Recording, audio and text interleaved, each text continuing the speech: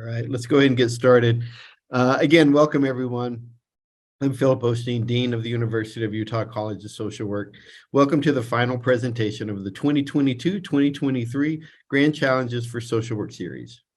As many of you may know, the Grand Challenges for Social Work are a national call to action for our field's practitioners and researchers to harness social work science and knowledge base, to collaborate with individuals, community-based organizations, and professionals from all fields and disciplines, and to work together to tackle prevalent social harms. I offer special thanks to the College of Social Work alumnus, Ruth Gallagher, who allows us to explore this critical topic through her generous sponsorship of today's Grand Challenge presentation. Before we get to the presentation, on behalf of the College of Social Work, I want to recognize the contributions of our American Indian community members by acknowledging that this land, which is named for the Ute tribe, is the traditional and ancestral homeland of the Shoshone, Paiute, Goshute, and Ute tribes. The University of Utah recognizes and respects the enduring relationship that exists between many indigenous peoples in their traditional homelands. We respect the sovereign relationship between tribes, states, and the federal government, and we affirm the University of Utah's commitment to a partnership with Native nations and urban Indian communities through research, education, and community outreach activities. We began planning this event 10 months ago, just days after the school shooting in Uvalde, Texas. And today we gather for this discussion in the wake of yet another senseless national tragedy, this time in Nashville, Tennessee. You are here today or watching the recording because you care, because you want to be informed, and because you want to take action. We acknowledge that this is a difficult topic to discuss. If you feel you need to take a break and come back later, please do so, and do not hesitate to reach out to any of us if you feel like you need additional support. Now, we are honored to welcome Dr. Odis Johnson, Jr., who will discuss his research into school policy and technology responses to school shootings, why those policies are failing, and what a comprehensive approach to school safety should include. Dr. Johnson is the Bloomberg Distinguished Professor of Social Policy and STEM Equity at Johns Hopkins University, with faculty appointments in the Department of Health Policy and Management at the Bloomberg School of Public Health, and the School of Education as Executive Director of the Hopkins Center for Safe and Healthy Schools, and in the Department of Sociology.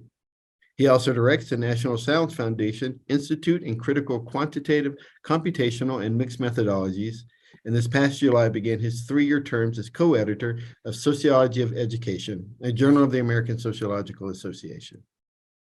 Dr. Johnson's work on the interrelated topics of neighborhoods, social policy, and race have been funded by a wide range of foundations, including the National Science Foundation, the National Institutes of Health, the Joyce Foundation, the William T. Grant Foundation, the Robert Wood Johnson Foundation, and the Spencer Foundation. He recently led the Fatal Interactions with Police study and the Race, Gender, and Social Control in STEM Lab with support from the National Science Foundation.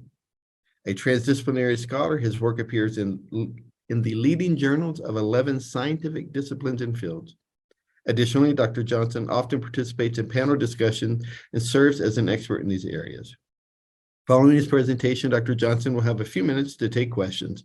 Please use the Q&A button at the bottom of your Zoom window to submit any questions that you may have. And at this time, thank you, Dr. Johnson. The virtual stage is yours. Thank you so much, Dean Osteen, and to everyone that has been involved with this wonderful webinar series and for including me in it. I'm going to share some slides here. And I understand that the talk is 1.5 hours, but questions have tended to be held at the end. That's fine. There's a Q&A function for anyone who would like to put a question in the chat or the Q&A box as we go. And so with that, I will go ahead and share my slides and put it in presentation mode. Okay, there we go. And as the dean said, this is really a hard topic. It is one that's acutely important.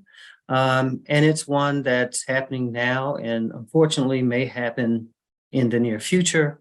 It was just last week when I was commenting on the events that unfolded in Denver And then just 5 days later, we again had similar events unfold in Nashville. And my heart goes out to all those families who have been impacted by gun violence in their school communities that will have to figure out how to move forward given the reality of gun violence.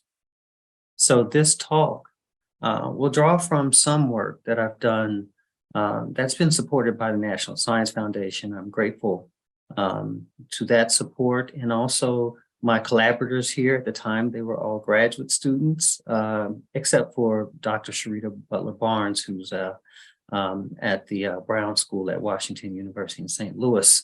But the others have moved on into their professional positions, but I want to definitely acknowledge them and thank them for their contributions to what I share, but also note that all responsibility for what has been said and what will be said is mine alone.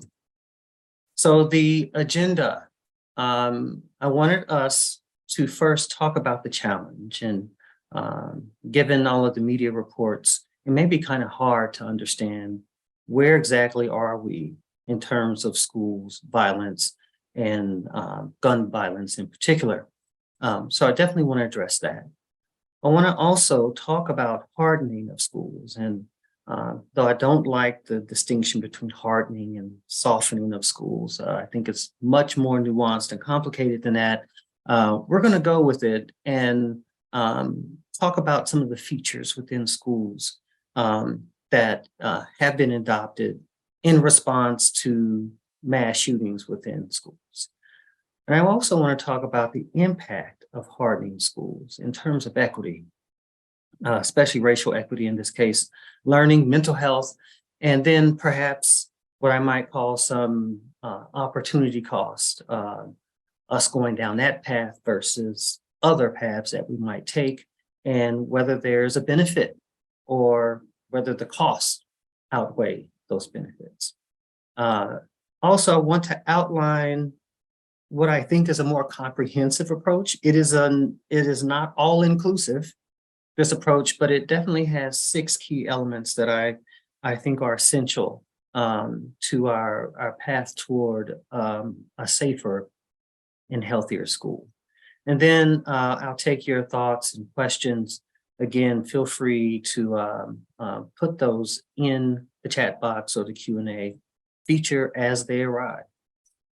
And so the challenge: what is known, not known, or misunderstood, frequently misunderstood, especially within what has become a pretty dynamic public debate or discourse around school shootings. And so I first want to point out that, yes, the number of injury and deaths from school shootings has increased over years. We are now into our 8th year of this increase, and 2022 had the most school shootings in the past 5 years at 51, and the most deaths recorded since 2000. I'm sorry, not deaths, but injury and death together at 100. So we know that things are not getting better in terms of rates of injury and death. Nonetheless, people point out that violence at U.S. schools account for roughly 1% of all killings of children in any given year. So you may hear that these events are rare.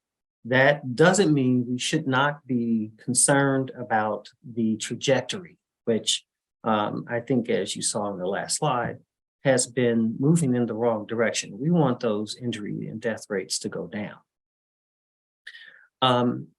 And this has also led to some news reports about guns being brought to school, and suggesting that perhaps we are experiencing some type of epidemic in that way, or that we should be concerned about behavior within schools. And while this report in particular, I think this was Scripps News Agency, I know I was contacted to comment on these numbers. They show that using the gun violence archive, that there has been an increase in the number of cases of students being caught with guns at school. However, I want to situate that a little bit and suggest that we might be seeing what we might call a Denton's control wave.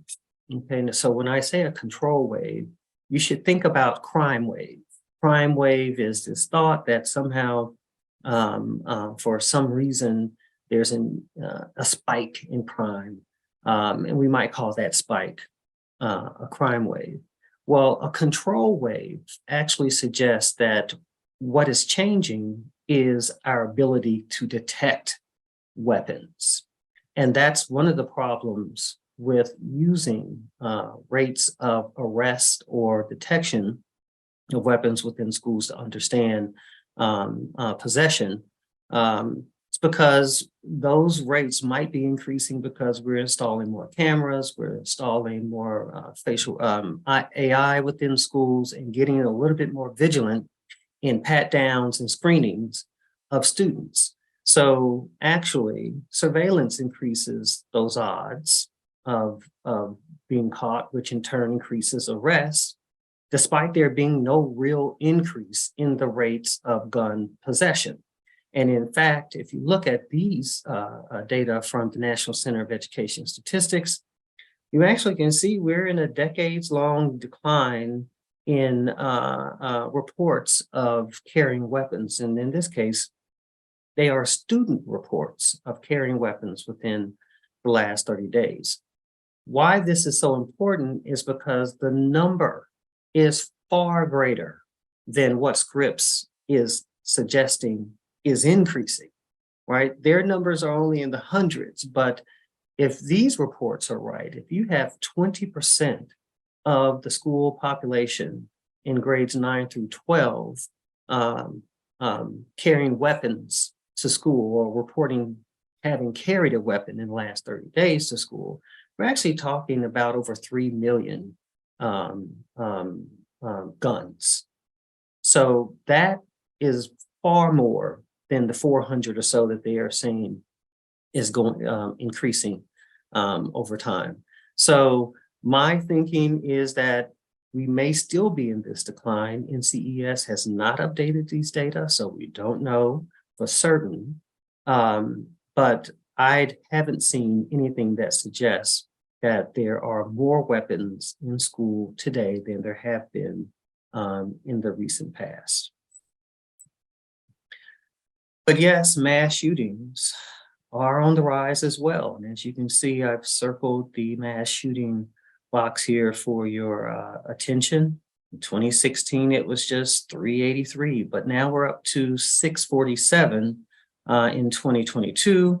And already this year, we've had 138 mass shootings.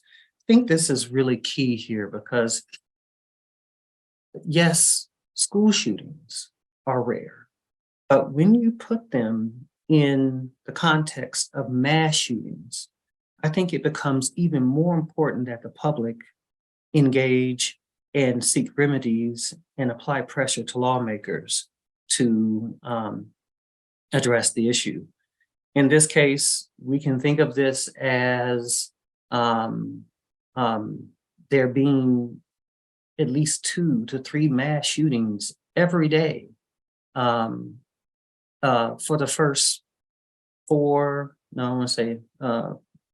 mass shootings per day for the first 11 months of the year. That's pretty significant. And unfortunately, I think that may be on the rise, even though there has been a little dip since the height of it in 2021. So there's a policy challenge.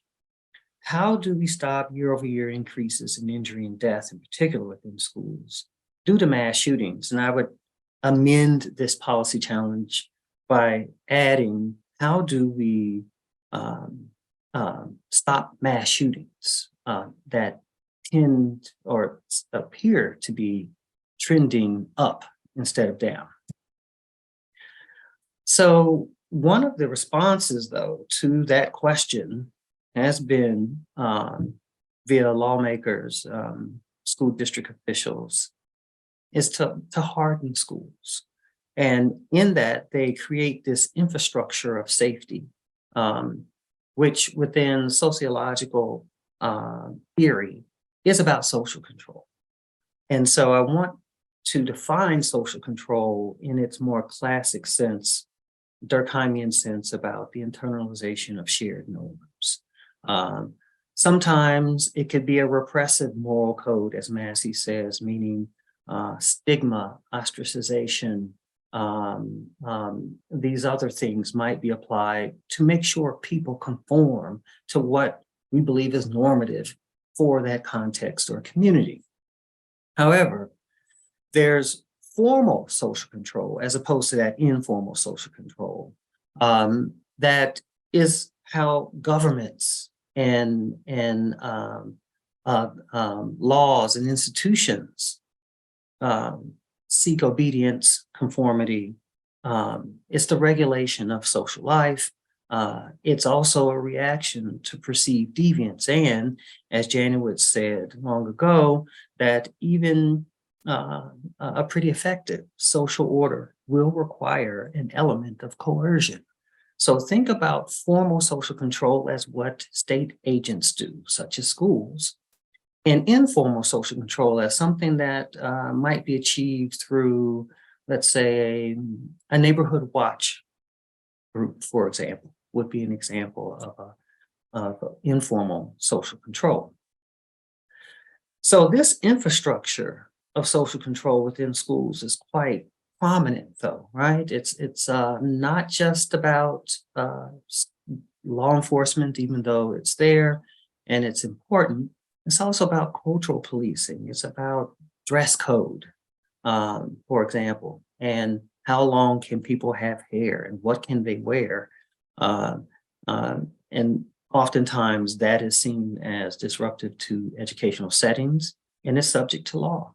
It's also a policy environment, which we have zero tolerance policy and, like I said, disruption of a educational setting, which is punishable by law with arrest. In fact, the state of Missouri in 2017 reclassified causing emotional distress and disruption of an educational setting from a misdemeanor to a Class A felony. So some of these things which are quite subjective, such as what is disruptive to an educational setting, then become some things that's grounds for arrest.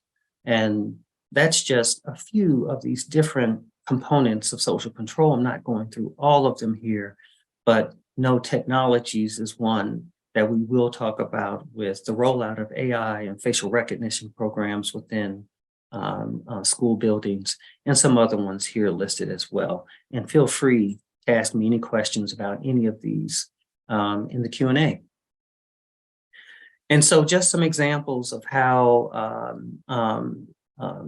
schools have hardened over time. And if you can look at this map here, we can see that there's some regional differences in the presence of law enforcement, but over half of our U.S. schools now have law enforcement on grounds during school hours. And an additional, I want to say beyond that, about 12% in addition, that rate is about 12% higher within urban contexts. So we could say 62%, for example, of urban school districts, school systems would have law enforcement present. And we know that those are really important trends because back in the 1970s, that number was only around 20%. So a pretty huge shift in a few decades in the presence of law enforcement. We also know that they're expanding social control technologies, like I said before, in terms of AI. And there are colleges, school buildings now that are implementing these technologies that are actually being given them free by places such as Axion, which is an Israeli technology firm, with the hope that their implementation would then lead them to some type of contract for services for monitoring those systems.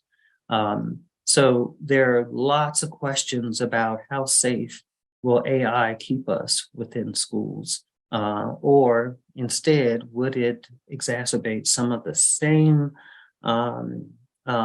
inequities in policing and surveillance that we see happening on the street, or in neighborhoods or with SROs. We also know that there are safety plans. We've heard a lot about the Uvalde safety plan, which was quite comprehensive. And you see in this caption here, it says 19 children were killed anyway. And I want to make a note of that because a recurrent theme within this talk will be that oftentimes our security procedures are not there to prevent shootings. They are there to facilitate responses to shootings and apprehension of those responsible. I know that might be unsettling, but it just is the way that the technologies work, and how, unfortunately, understaffed schools are to use them in preventative ways.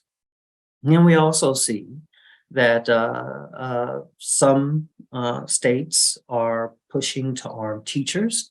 Ohio is one of those most recent states who have decided to grant gun exemptions to teachers so that they can carry them on school grounds.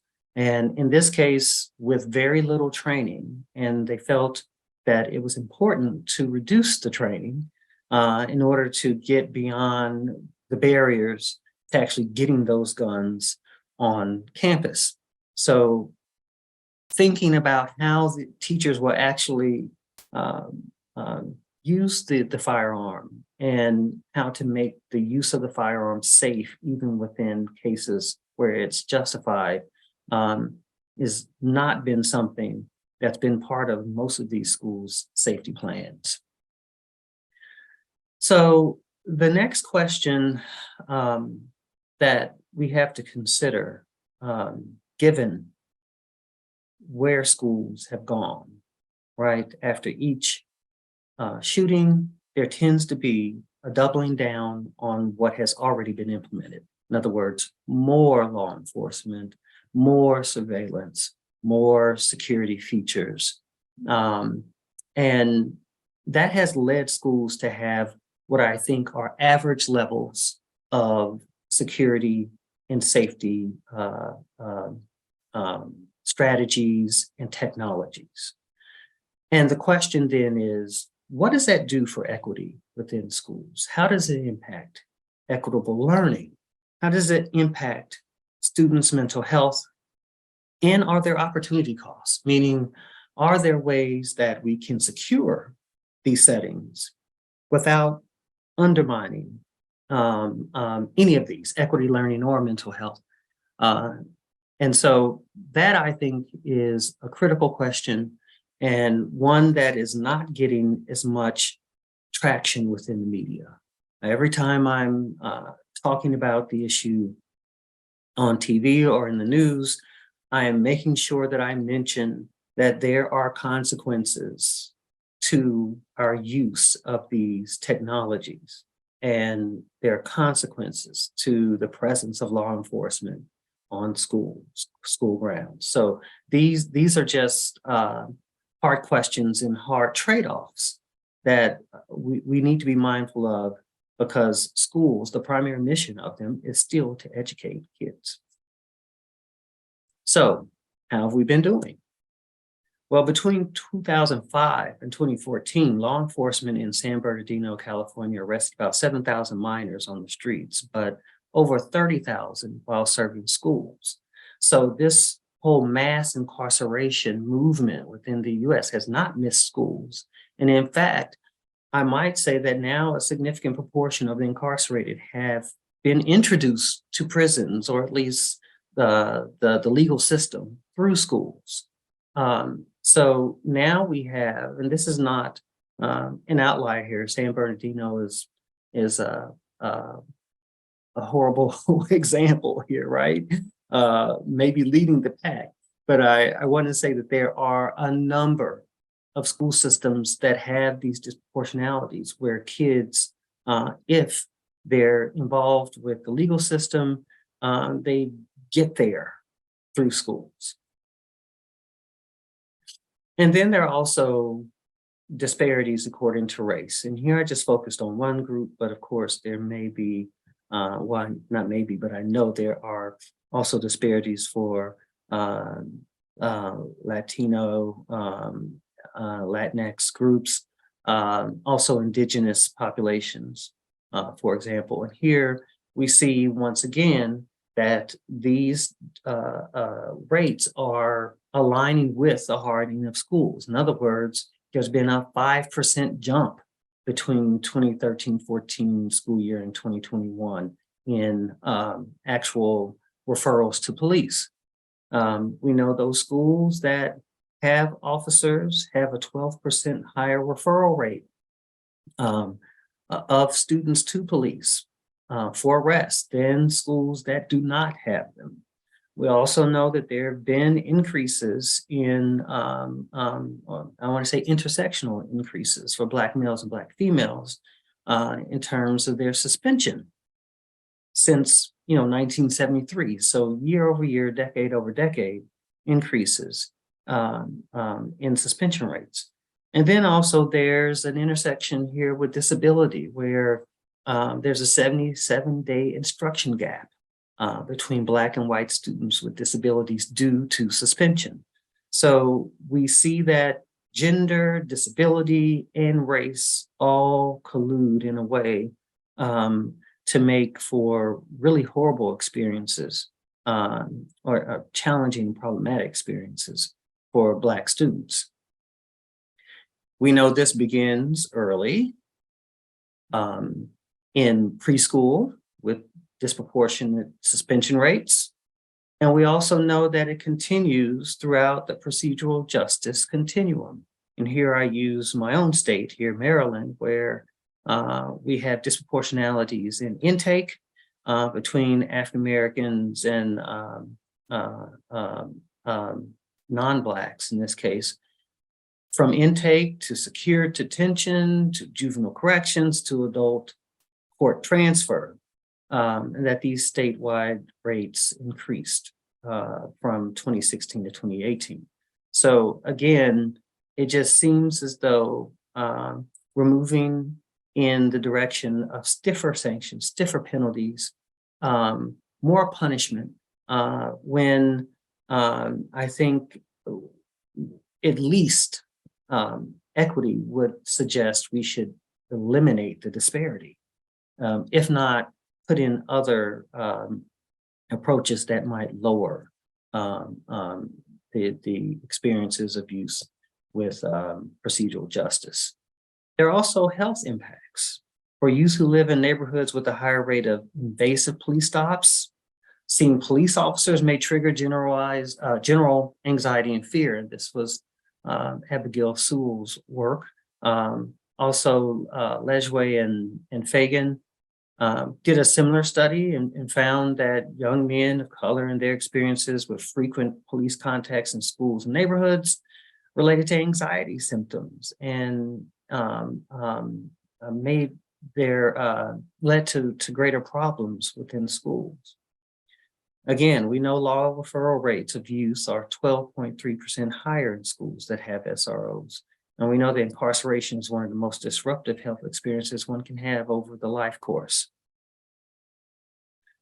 So the question then becomes, how much of our educational institutions' primary mission is leveraged to end school shootings? And I know that's a difficult question to ask because we have to do both.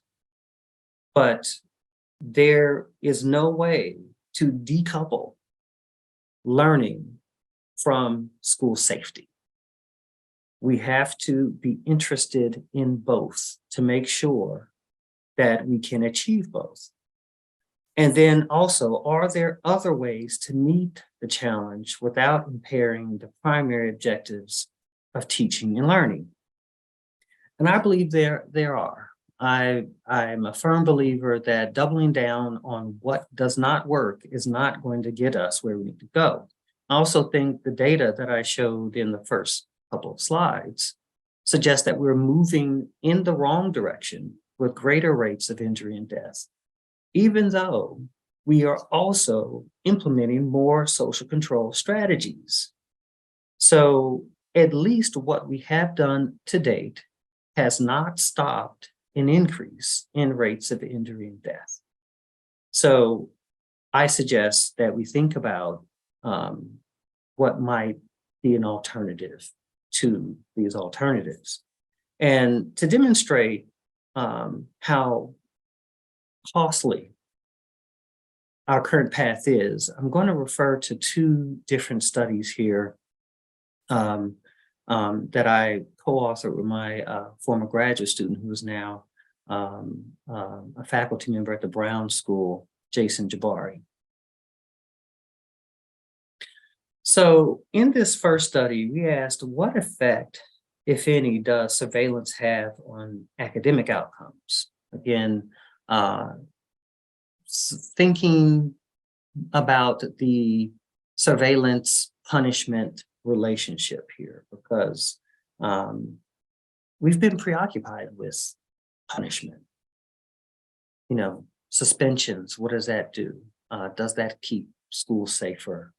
How might it impact equity? How might it impact learning outcomes? But we rarely have asked the same about surveillance. The school behaviors that actually facilitate punishment, do they have an independent effect on those outcomes? And so to do this, we used the educational longitudinal study of 2002. I know it's quite old data, but the NCES in this longitudinal study of US high schools used the facilities checklist. And it is the last time they have used a facilities checklist in any of their longitudinal studies.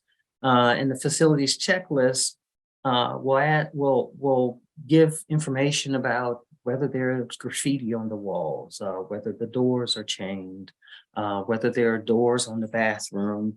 It gives you a comprehensive list of the actual structure that is really informative about social control strategies. So we use that instead of more recent data, because more recent data doesn't permit that type of analysis. So unfortunately, the NCES has made us somewhat blind on school security features. We looked at math test scores and we looked at college entry as our outcomes. And the method here, we use counterfactual modeling because within observational research, we often test this hypothesis without understanding whether the alternative hypothesis may also be true.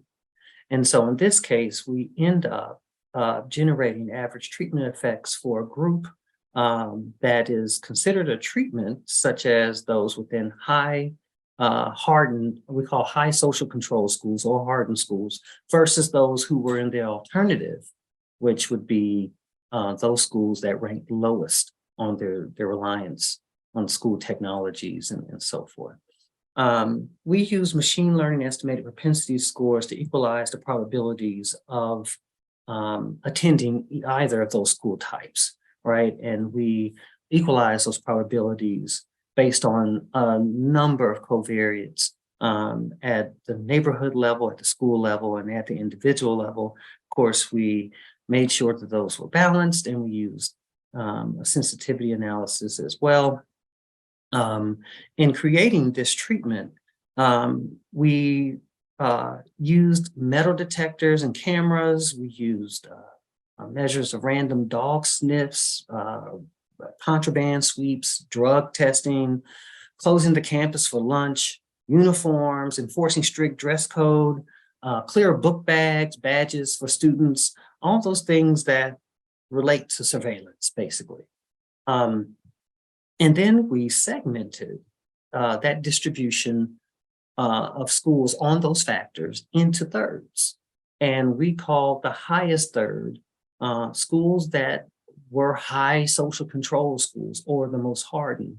And then that lowest third is the group that relies least on those strategies, and they are low social control schools. And of course, we had some missing data, so we used multiple imputation using chained equations to address missingness. And just in case you're interested in the methodology, I'm not going to go into it here, but it is here because oftentimes people want to know a little bit about propensity score weighting and inverse probability of treatment weights. And so I have that here if you want to ask me questions about how we use machine learning to actually weight these treatment groups so that we are comparing apples to apples. I'd be happy to do so in the Q&A. So just want to demonstrate here that we did achieve balance within the two groups. And so before, in the unweighted propensity scores, you saw that there were significant differences between our two groups. Again, those in hardened schools and those in more lenient schools. But once we balance them with the weights, you see that none of these factors have significant differences. And so in the first analysis, again, we are looking at these schools that rank in the top third in terms of their use of these security features versus those who are rank in the lowest third. And we actually found, in terms of equity, one of our first key findings that Black children were 4 times more likely to be enrolled in hardened schools than they were in the low social control schools. We also found some interesting effects, and I think here is where you start to see the cost of hardened schools really materializing. So we found that mathematics performance and rates of college entry were lower in hardened schools when compared to those who that were more lenient. And those are average mathematics test scores and college going rates, suggesting that there are spillover effects. In other words, it's not lowered performances for those who have received discipline. It is the average performance and college entry for kids, all of the kids that attend those sort of schools. So again, in considering the cost benefit here, we have to note that not only are these security features perhaps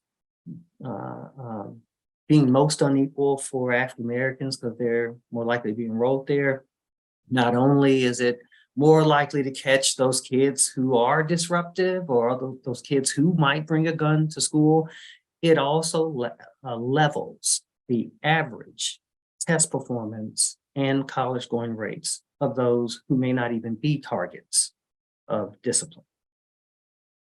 So once we controlled for social control and mathematics performance in this case, interestingly, Black females actually became more likely to attend college, and Black males no longer were less likely to have lowered mathematics test scores. And this study, though with old data, apparently was one of a kind. No one was really thinking that there would be independent effects of surveillance. Once in here, we controlled for school disorder, a number of suspensions, a number of things at the school and community level, and still found these relationships or this average difference between the two types of schools. And the news ran with it.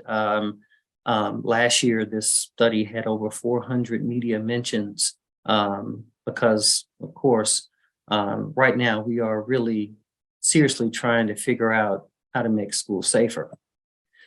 So I was, we were perplexed, of course, with the finding. It made sense in some ways, but we were thinking, well, we would have thought this would happen with suspension, right? With the actual punishment, that schools that are highest in their actual use of punishment would relate to lower performance. That was intuitive, but we decided to test it out. And so in this case, we used a high school longitudinal survey of 2009, which at the time was our nation's most recent high school sample of nationally representative sample of high schools. Just to be safe that we were replicating what we had already done, we looked at mathematics test scores again and college entry. We used the same counterfactual modeling approach and the machine learning inverse probability treatment weights that we estimated using generalized regression, boosted regression modeling. So everything is the same. And we defined suspensions, of course. In this case, I think the only difference was that we looked at the top quarter versus the bottom quarter to make it even more stringent of a test. And we were quite surprised with how large the difference. Similar findings, lowered mathematics test scores that spilled over the school average. This is not for any particular group, the school average. And in this case, it amounted to a huge difference in college going, a rate that favored those kids in the low suspension schools by 14 percentage points over those kids that were in high suspension schools. And this was, again, after controlling for individual suspensions, school levels of social disorder and SES and race and so forth. So again, there are consequences that everyone or all kids within hardened schools pay for those for disproportionate suspensions. And so the conclusions about the costs: there are immediate and longer term academic costs to hardened schools, whether it's suspension or surveillance. Evidence of spillover effects that impact the average academic gains of kids in attendance at hardened schools, regardless of whether they are direct recipients of discipline or of minoritized background. And of course, there's a greater cost or safety tax paid by Black students who are 4 times as likely to be in those hardened schools and therefore are disproportionately experiencing those lowered average rates of mathematics and college entry. So we need another approach. We need an approach that would not cause those lowered levels of learning in college entry. We need an approach that would support mental health and socio-emotional well-being. We need an approach that will make schools less likely to have violence within. And we need an approach that will make it a little bit robust or hate to say a harder target for those who would bring a gun from outside of it, right? And so I've come up with this more comprehensive approach. It has 6 key elements. Within each are vetted a number of other things that we might consider. And I'll just get right into it. So first, we need gun violence prevention policy. We definitely need mental health services and trauma-informed practices, investment in domestic terrorism and hate interventions.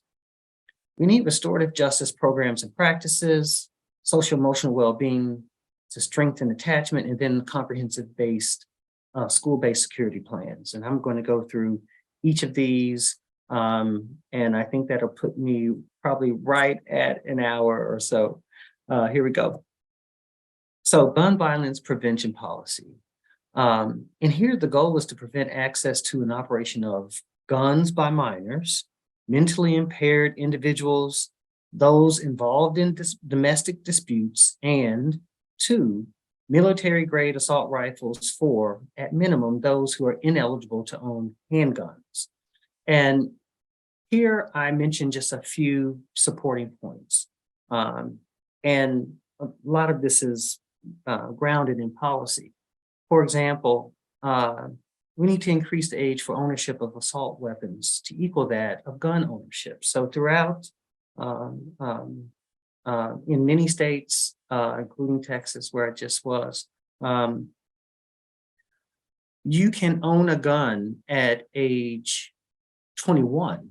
You cannot own a gun at age 18, but you can own a rifle at 18. And since an AK-47 and an AR-15 are classified as rifles, an 18-year-old can buy the AK-47 before they can buy a gun, which does not make sense. It is one of those loopholes, one of those awkward and dissonant statutes that we have to get rid of. If they can't own a gun at 18, then they should not be able to own a military grade assault rifle at 18. We need to require biometric fingerprint locks on firearms and storage devices. I think this is really important since now places like Ohio and Utah, for example, would allow teachers to carry firearms into school buildings. So it's really important that those teachers be the only individuals who are allowed or could discharge that firearm. And biometric fingerprint locks is a way for that to happen. Background checks for all firearm purchases. And we need to include triggers for mental health, domestic violence, and radicalization. And with those triggers often comes a waiting period, which is the next point here. And we need a waiting period for firearm purchases for those who are under 21, and I would add those who would purchase high round ammunition clips. We also need stiffer and equitable penalties for straw purchases and firearm distribution violations. And again, we have one of these weird inconsistencies in law where we actually have stiffer penalties for illegal firearm possession than we do firearm distribution. And that's actually codified in the bipartisan Safer Communities legislation that was signed into law last year. And we need to change that and make that equitable. We need to end gun-free school exemptions for teachers and school staff. I know that would then preclude the biometric fingerprint storage suggestions I just made in about schools. But I am really skeptical that adding more individuals with guns without training, and definitely not the level of training with which a law enforcement officer has in managing situations, not only the firearm, but the use of the firearm in situations. And I'm concerned that we'll get into some really just terrifying examples of innocent bystander injuries or death due to teacher uses of firearms. I want to caution that it has not happened yet. The only thing that has happened is that the superintendent of a school in Texas left his gun in the bathroom and a student found it. That happened, I think, last month. But with the proliferation of these policies and school exemptions or exemptions to carry firearms at school, I think that will become more of a reality. We need mental health services to create school practices that are grounded in an understanding of and responsive to the impact of trauma. It emphasizes physical, psychological, and emotional safety for both providers and survivors. That creates opportunities for survivors to rebuild a sense of control and empowerment. And that's a quote from the Hopper a publication about trauma-informed practices. There are also others that focus on trauma-informed care, and plenty of studies out there suggesting that it is a way to address kids who come to school having lived and experienced trauma. And we as educators are there to address the whole child, not just open the brain, pour in knowledge, but also take note of the other preconditions of learning, which includes their mental health. Of course, the 6 principles in trauma-informed care are important here. Won't go into all of those, but I will say that schools tend not to look at the re-traumatization of kids within schools or how schools punish trauma. And I think that is a really critical area here. Also, racial trauma. There cannot be a safe or healthy school where there is systemic and structural racism. And so there needs to also be this understanding of racialized experiences, how kids are perceiving themselves and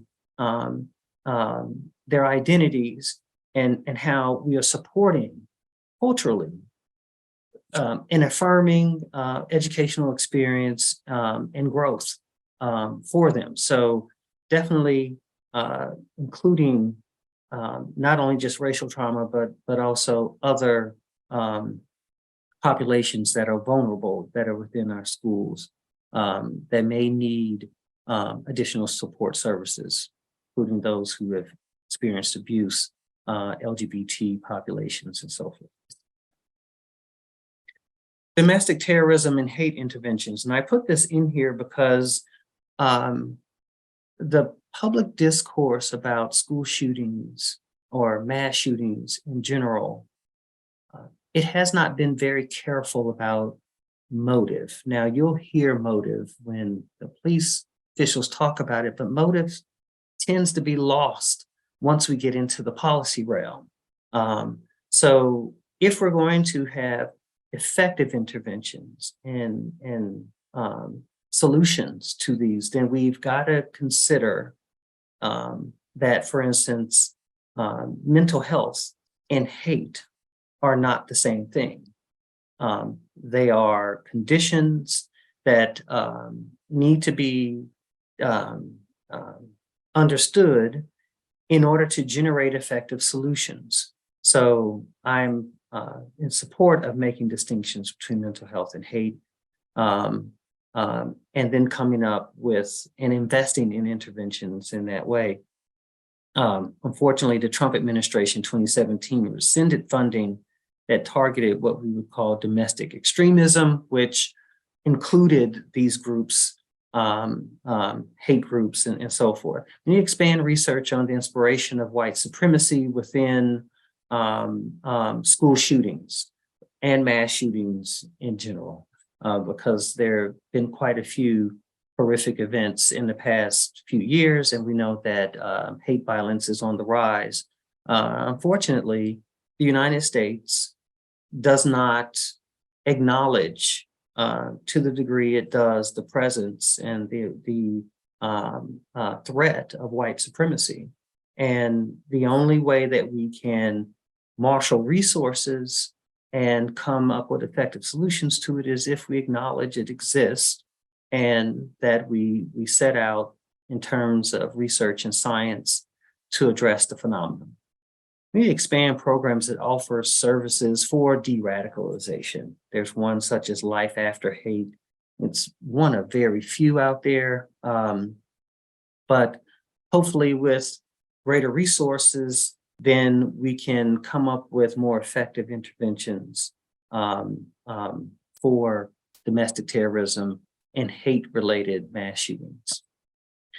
Restorative justice programs and practices is another, and the goal here is to expand funding, implementation, program fidelity for programs that minimize school violence by repairing unhealthy relationships to prevent repeat secondary acts of violence and instill school attachment and the internalization of pro-social behaviors. I know that was a lot, but restorative justice programs and practices may be one of those approaches that has shown some success in many of those things. Recent NCES data shows that a lot of schools are using it, and it's just not schools that I believe should be using this. The Philadelphia Police Program or Philadelphia Police School Diversion Program also uses restorative justice practices and had tremendous success. I guess bluntly, it was getting tired of being called to Philadelphia public schools to make arrests and decided, hey, maybe we can do something about this. Let's understand name and story. Let's try to address the more fundamental causes of misbehavior. Let's not over-criminalize, meaning behaviors that may not be desirable, nonetheless may not be criminal. And oftentimes the distinction between the two are subjective. And let's try to err on the side of pro-social development as opposed to, inflicting further harm through arrest. And so in the first school year, they reduced student arrests by 54%, and then by an additional 64% next year. And there are a number of studies that I have included within these slides in the references that identify how restorative justice programs have either addressed bullying, referrals, in school or out of school suspensions, and police contact. And then socio-emotional well-being. Here, we should be seeking to enhance students' feelings of connectedness to school through a focus on sustaining a culturally responsive, care-infused, whole child climate within all aspects of the schooling experience. And here, I've included socio-emotional well-being in addition to mental health. Sometimes people talk about these as interchangeable, and I'd like to separate the two because I believe they then can inform more specific intervention practices, educational practices, and reforms within school space. And some of the ways in which social-emotional well-being can be achieved, for example, would be through culturally responsive and inclusive practices.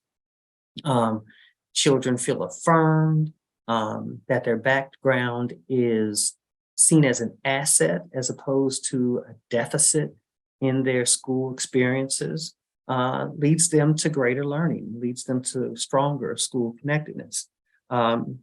Climate to offset security-related anxiety.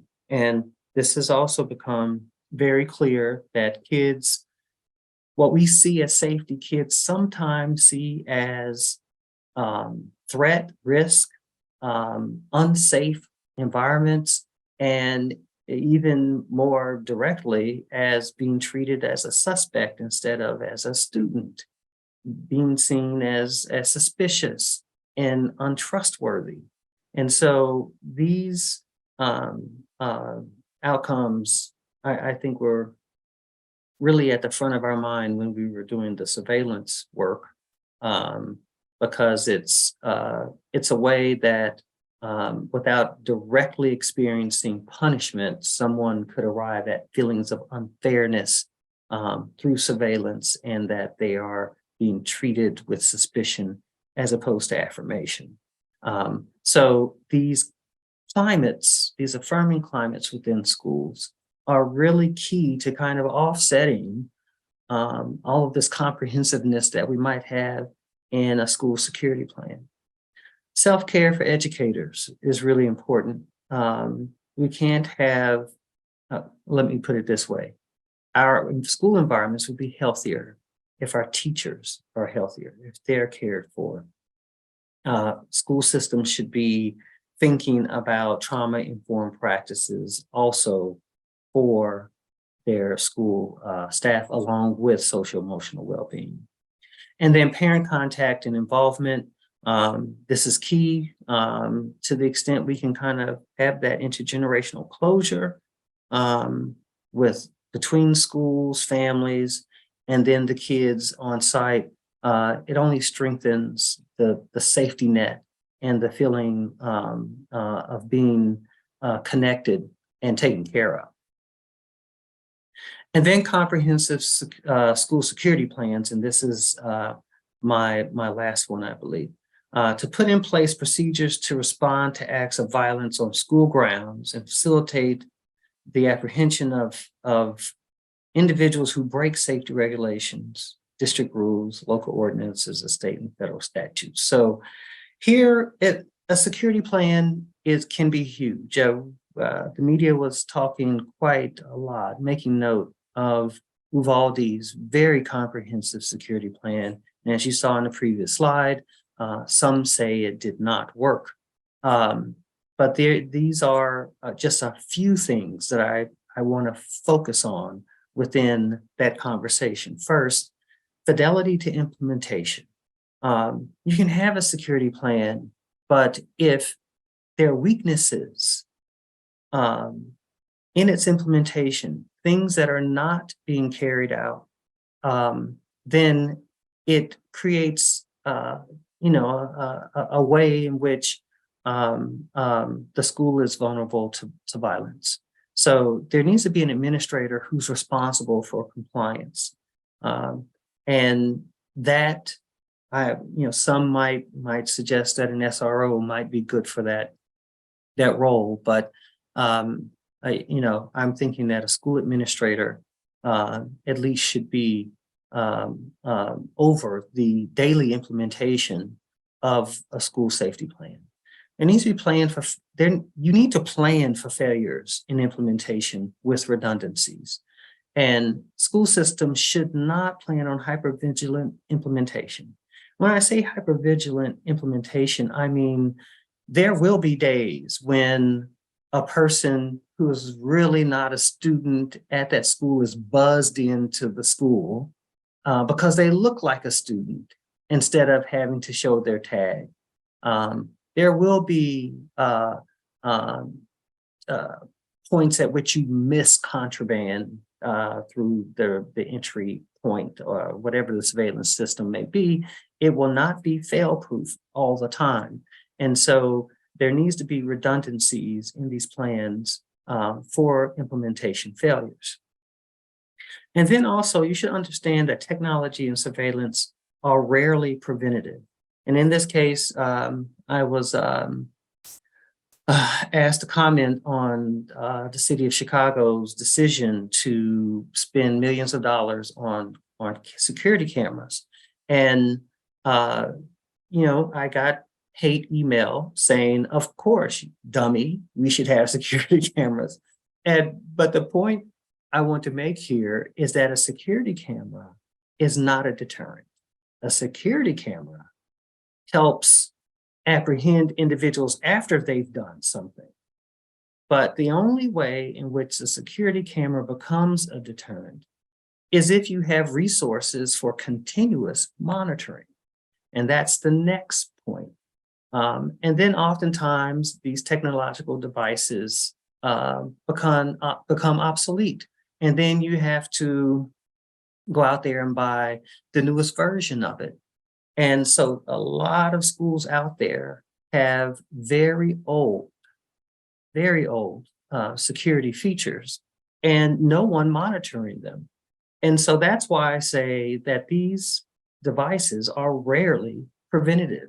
Now they will help you apprehend, but they will not stop a shooting.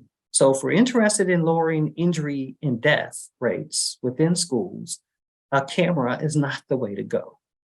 And just aside, the shooting at Nashville is getting, I guess the officers are getting some praise for responding so quickly and perhaps appropriately.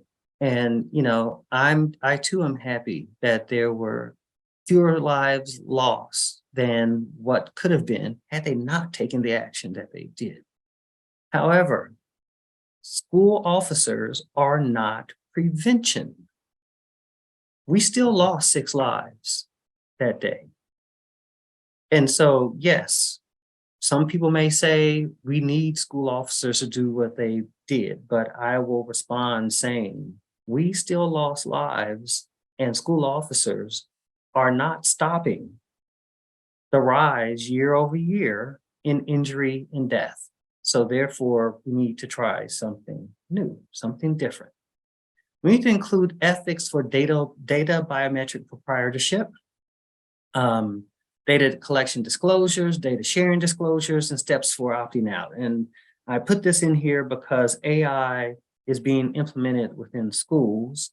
Putnam School District in Oklahoma, for example, has implemented AI facial recognition software. And even though we all know that there are false positives and error rates related to race, gender, and age with those, I'm more concerned with how long are those biometrics stored? I mean, they're actual, you know, digital face prints. Who has access to them? How will they be used? What are the ethics around a visitor to the school who's dropping something off, but yet now has their biometrics stored within some computer that then could be bought, sold, shared to third parties? And this, I think, is a new frontier. AI is here to stay. We're going to have to get ahead of this and understanding how we can have data equity and full disclosure of where those data will end up. Also, we need to plan. Our plans should disclose whether officers would be used in discipline and student monitoring. And there's data out there now that suggests that over half of the schools that have SROs use them in student monitoring and discipline, even for non-legal infractions. Now, I'm not certain. I think there needs to be some qualitative work here as well, because I'd like to know the finer details about those relationships. Some say that they even can serve as mentors. Again, I think we need to learn more about those relationships, but it should be disclosed to parents whether officers, especially armed officers and sworn officers, will be used in those ways instead of policing the perimeter and doing things that are directly related to security. And then last, if teachers are armed, the plan should include training standards, requirements, storage standards, daily notification of armed status, and monitoring. In states with conceal and carry, there could be this possibility that the school leader, the principal, doesn't know who actually is armed within the school building. It might be a good idea for schools to have within their security plans a plan to be notified of who is armed and every day that they're on campus. And so with that, I'm going to close and with a reflection about where we are in terms of school safety. We have a long way to go with respect to both data and policymaking, because the two have not been aligned. We've had a black hole on data collection related to gun violence from Congress that was only just recently overcome with the Bipartisan Safer Communities Act in last summer. Before then, we were really blocked. DOJ, National Institutes of Justice, CDC, NIH, from collecting gun data. So we've been relying on the gun violence archive for a lot of what the federal government should know as well. And that puts schools in a very precarious situation where they are expected to secure those buildings and to ensure kids' safety when all around them, the policy environment is allowing permissive gun access. There's no school out there that can fortify itself within that environment. So we need a more comprehensive strategy that includes a lot of those elements that I just mentioned, maybe even more, to arrive at what is a safer and healthier school. So thank you so much for allowing me to speak today, and I'd be happy to hear what you're thinking or answer any questions that you have. Thank you, Dr. Johnson, very much. Greatly appreciated. So let's use the Q&A button at the bottom of your screen to submit those thoughts and questions to Dr. Johnson. That way he can have a little bit of text to look at, and we can sort of do that in an orderly fashion.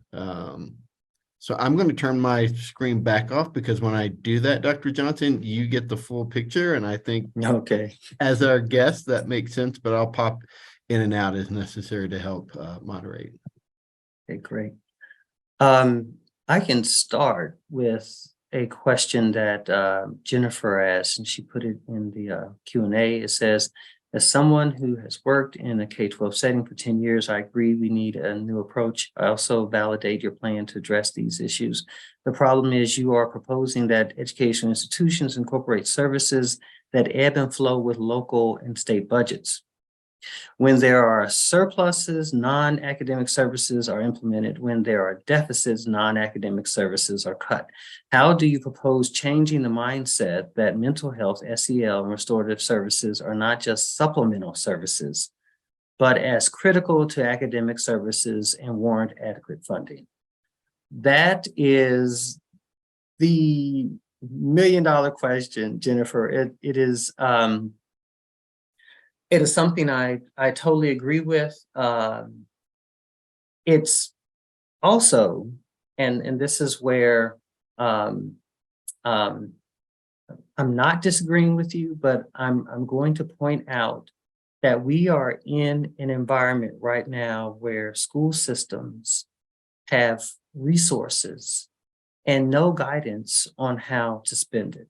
That Bipartisan Safer Communities Act provided more resources than schools had before.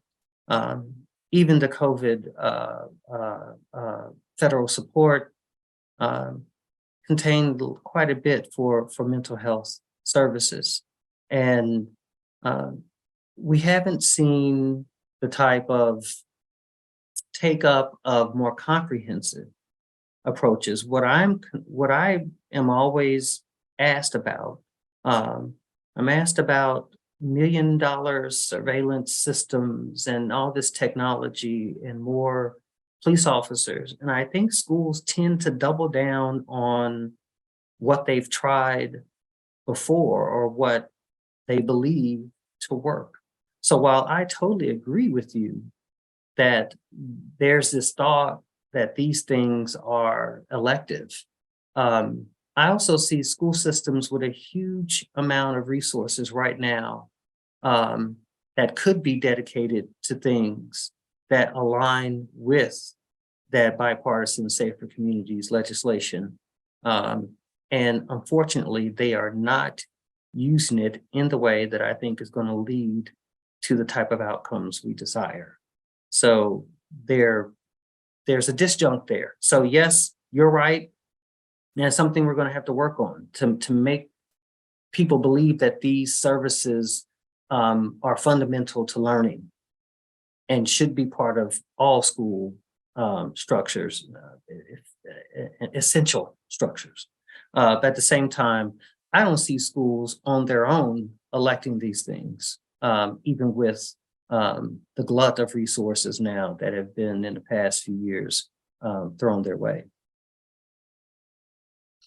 Let's see, I see some in the chat. Here's one from Danielle. As a researcher who has been looking at this subject over many years, how have you seen the public discourse surrounding mass shootings change over time? I can't say how monumental the change was in getting that legislation passed last year. We actually had a gang of 10 Republicans that signed on to stiffer gun access policies. That even in the presence of pushback to SEL, some places were trying to align SEL with CRT, then said, okay, yes, mental health services is something that we need. Even I admit that I don't know they even made the distinction between SEL and mental health, but nonetheless, we now had more resources and them talking about things that I actually think relate to the problem. So perhaps this shift in discourse can continue.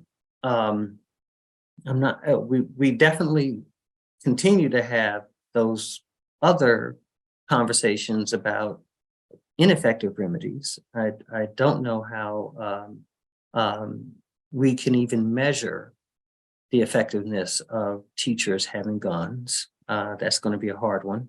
But it's clear that we now have a foundation with that legislation on which to build in terms of discourse.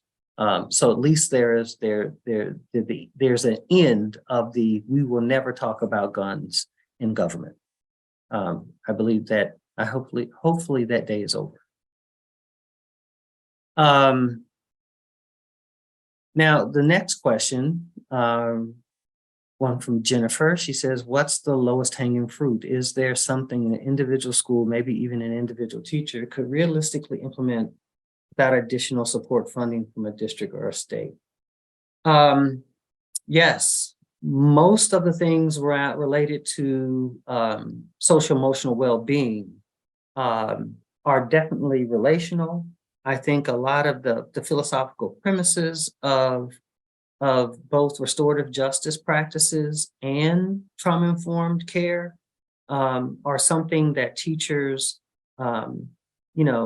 if they've had the background and the training in those programs, definitely could practice on a daily basis.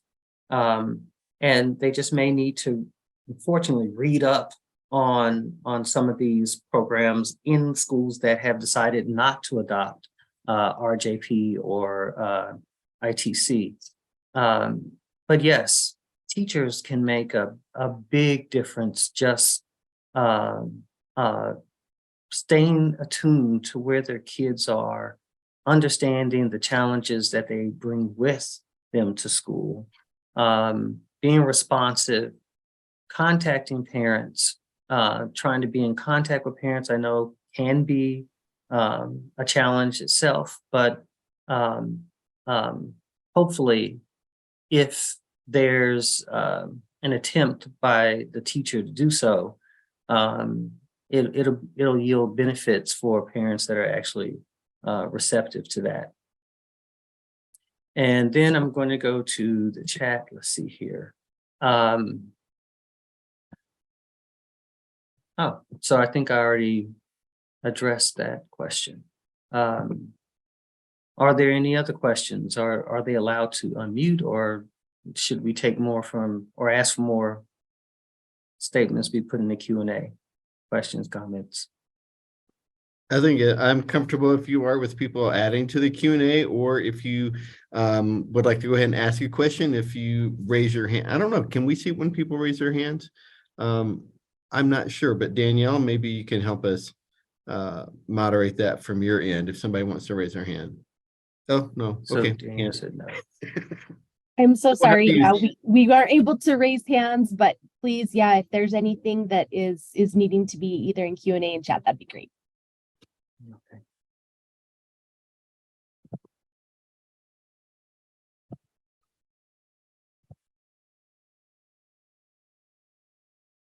So, Okay, well, I believe silence is loud and clear at times.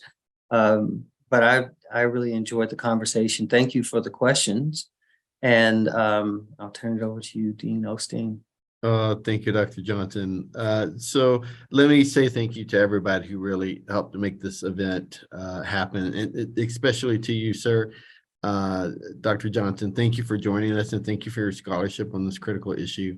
I know I speak for the College of Social Work and our guests when we stand united in our desire and our passion for protecting our kids.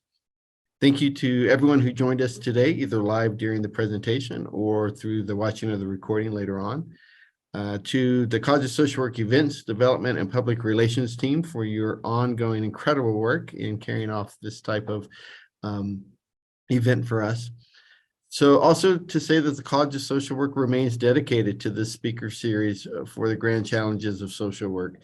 While they truly are grand challenges for our community, as I often say, social workers are up for the challenge. This is what we do.